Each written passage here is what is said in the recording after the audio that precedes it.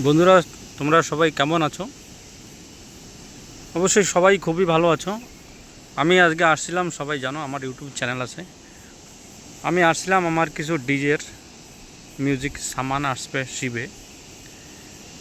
শিপটা এখনও আসেনি, তার জন্য একটু সমুদ্রের চরে একটু বেশ একা আসছি। একটা শিপ আসছে, প্যাসেঞ্জার শিপ, ওটাও প্যাসেঞ্জার শিপ, ওতে আমার সামান আছে, তাই আসলাম একটু চরে ঘুরি। বন্ধুরা, আজকে এটা ছোটো মোটো একটা চরে, এটা রিচার্জের মতন আর কি, আমি তোমাদের দেখাবো। আমাদের সমুদ্রে আন্দামান নিকোবরে যে সমুদ্র যে চর পাথর তৈরি হয় বা আইল্যান্ড তৈরি হয়, কিভাবে তৈরি হয়।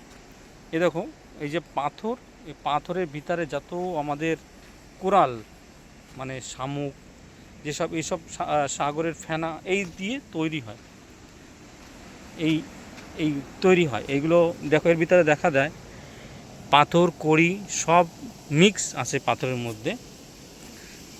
আমাদের এখানে ম্যাক্সিমাম সমুদ্রে সবই এখানে এরকম দেখা যায়। এই দেখো বন্ধুরা, এখানে কিছুটা অংশ ভেঙে গেছে, তো এইখানে দেখলে বোঝা যাচ্ছে যে এইখানে পাথরের ভিতরে দেখো কড়ি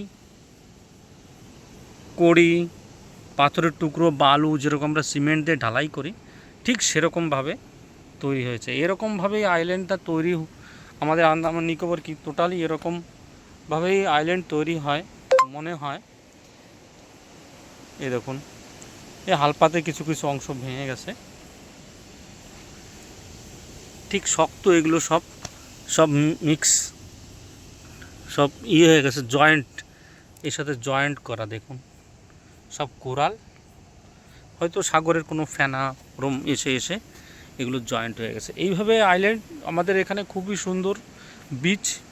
বন্ধুরা, যদি কেউ আসতে চাও আসবা, আন্দামান ঘুরে যাও, খুবই সুন্দর জায়গা।